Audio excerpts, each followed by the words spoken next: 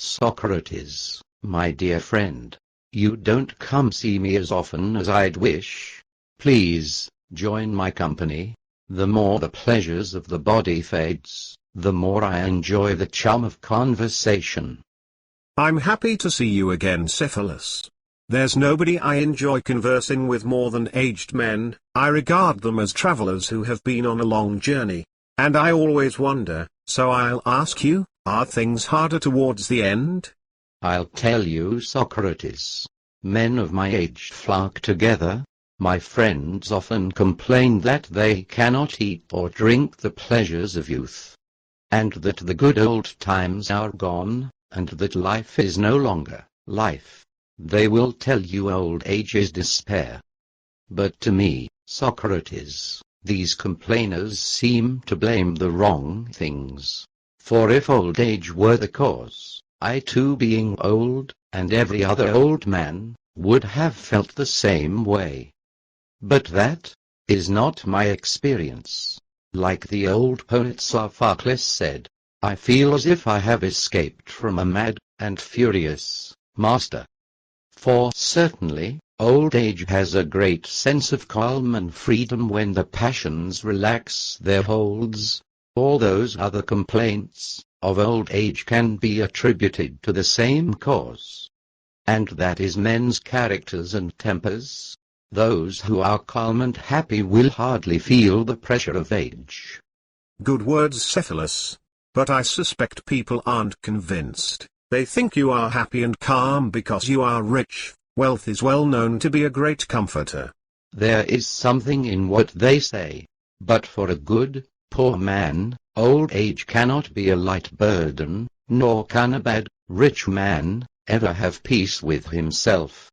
May I ask, Cephalus, whether your fortune was for the most part inherited, or acquired by you? Acquired. I inherited from my father whatever was left after he wasted a lot of what he inherited from my grandfather, and I built the wealth back up again. The reason I asked is because I see that you are indifferent about money, which is a characteristic of those who have inherited their fortunes. The makers of fortunes have great love and affection for money, resembling the affection of authors for their own poems, or of parents for their children. And hence they are very bad company, for they can talk about nothing but the praises of wealth. Cephalus, what is the greatest blessing which you have reaped from your wealth? Hope is the greatest blessing. I have no fear of death, Socrates. I have been able to give many big offerings to the gods, as well as pay all my debts for services. I say the greatest blessing for a good, rich man is that he has had no need to defraud others, whether intentionally or unintentionally. I have been blessed to live with justice. Well said, Cephalus.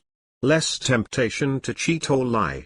So would you say justice is nothing other than to speak the truth and pay your debts? Suppose a good friend came to me on a good day and asked me to hold his weapons, then on a bad day when he is not in his right mind he asks for them back.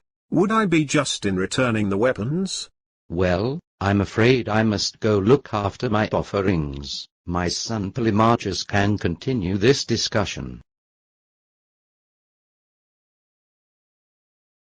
Like the wise poet Simonides once said, paying your debts is always justice. Don't you think he was speaking bluntly, and didn't include a case such as this, where giving something back to a friend might be to his injury? I'm sure he thinks a friend ought to do good to a friend, and never evil. And our enemies also to receive what we owe them?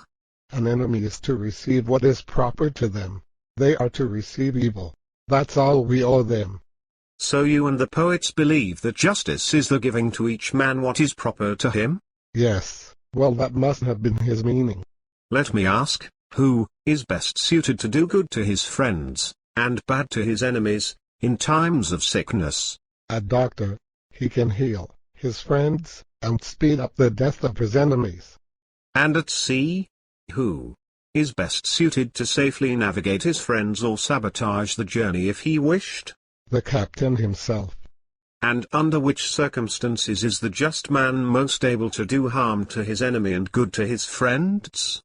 When going to war against one, and when making alliances with the other. When a man is healthy there is no need for a doctor, and when there is no voyage there is no need for a captain, right? That's right, I suppose.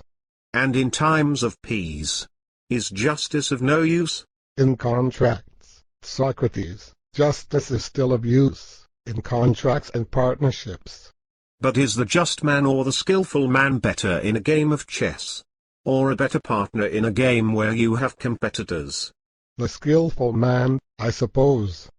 Then in what sort of partnership is the just man a better partner than a skillful man? In money partnerships. Would you want a just man or a skilled salesman to manage the sale of your house? Or when buying a ship, would you want a good captain to help you pick the ship or a just man? The skillful salesman, or captain, I suppose. Then, in what sort of money management is the just man the best partner? When you want a deposit to be kept safely. When the money is not needed and is put away. Precisely. That is to say, justice is useful when money is useless. Well, that's the inference. And when you want your belongings to be kept safe, like, say, a shield or a guitar, then justice is useful, but, when they are needed, then a soldier and a musician is more useful. Correct. Then justice is not good for much, except when things are useless. Let's consider this further. Couldn't a good keeper also be a good thief, if he wanted, and a good guardian of a camp could be one of the best attackers as well? Upon his enemies, yes. And a good doctor could be good at poisoning? Sure. So can we say that justice is an art of theft, to be practiced however for the good of friends and for the harm of enemies? Well, I will stand by my words, that justice is doing good things to friends, and also bad things to enemies. Don't you agree, Polemarchus, that humans are likely to make mistakes when picking friends and enemies? That, oftentimes their friends are bad, while their enemies may be good? True. So we can correct your statement to saying, it is just to do good to our friends only when they are good, and harm to our enemies when they are evil? Sure, that sounds better. But should the just man injure anyone at all? Well, it would be justice to injure our enemies who are also wicked.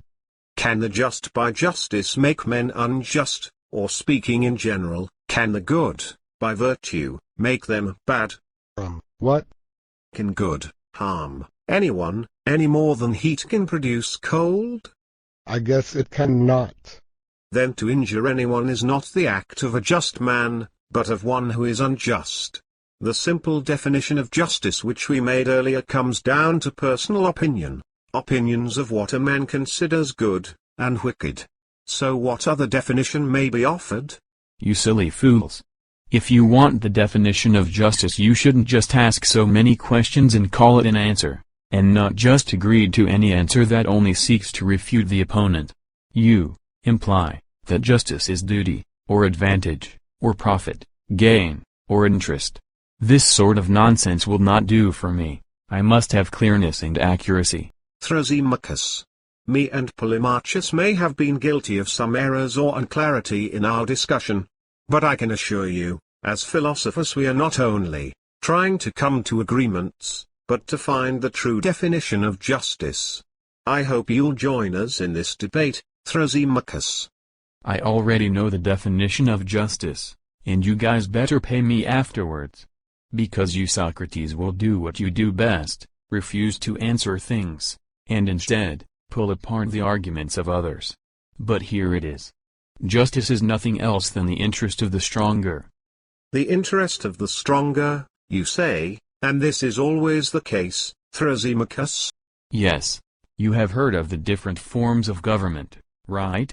There are tyrannies, and there are democracies, and there are aristocracies. Yes, I have. And they have different forms of law which are made for their own interest, but there is one principle that they have in common, which is that justice is the interest of the state. It is the interest of the state's survival, and the state is the ruling power. So it is the interest of the stronger. Now I understand you, Thrasymachus, but let me remark, that in defining justice you have yourself used the word, interest, which you forbid me to use. But I defined it as interest of the stronger, not just opinion. We both agree that justice is interest of some sort, but you go on to say, of the stronger. I'm not so sure about that, so I hope you'll stay for a while longer so we can clarify. And that is how our long discussion of the Republic began. Hopefully we will make a part 2, and part 3 and so on, sometime, because this could take a while.